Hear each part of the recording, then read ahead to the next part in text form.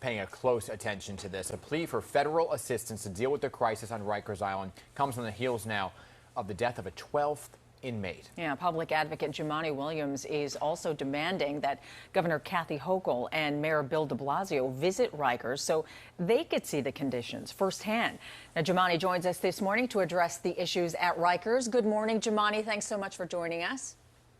Good morning to you. Thanks very much for having me again. Yeah, well, you know, some disturbing developments at Rikers. There have been 2 inmate deaths at Rikers since you toured the facility last week.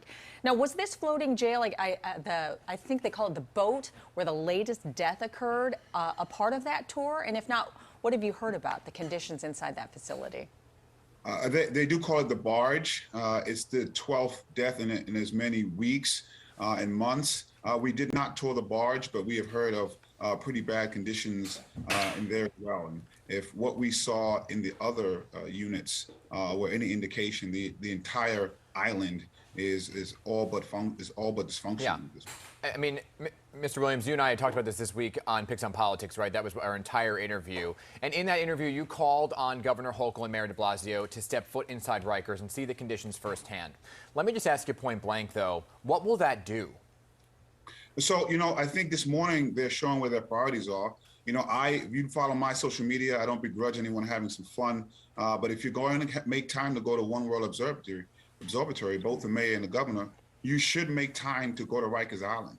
It does several things. One, or 2 at least. Symbolism isn't the only thing, but it is important. As a leader, there's a humanitarian crisis. If it was anywhere else in this city and state, you would make sure that you were there as a leader. Yeah. But 2, sometimes seeing things for yourself can spur you into action because you actually see with your own eyes what is going on. Hearing it is not the same as seeing it. Mm-hmm. And I know that firsthand from hearing it myself and then actually seeing it. Now, there have been a few changes out there at Rikers since your last visit last week. Additional support from the NYPD, more medical staff, another jail has been opened to ease the crowded conditions. So who's responsible for overseeing that these changes are being implemented and that they stay in place? You know, I think the first responsibility is to the mayor. Mm-hmm. I will say this is a culmination of many, many years of abdication of leadership and duty here. And we see that following the same trend, especially with the mayor refusing to go visit what's happening there.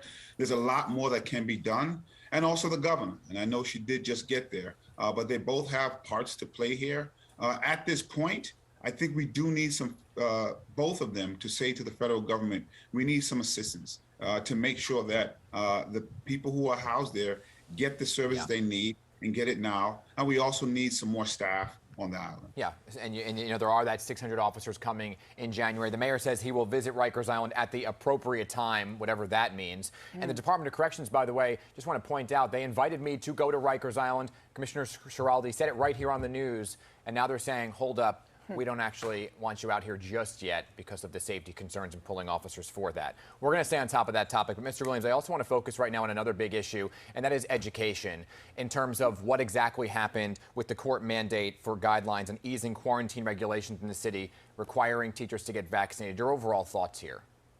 I do want to make sure I mention that we have to decarcerate also on Rikers Island. Yep. I want to make sure I put that in there. But, you know, what's been scary with this is we seem to be spending more time with people saying they don't want to get vaccinated and less time on everyone getting vaccinated. That's the scary part here because it's coming from people who other folks are looking at to trust this vaccine. And that's what's been scary to me. This conversation should simply be the same conversation we had on mumps, measles, rubella. That's it.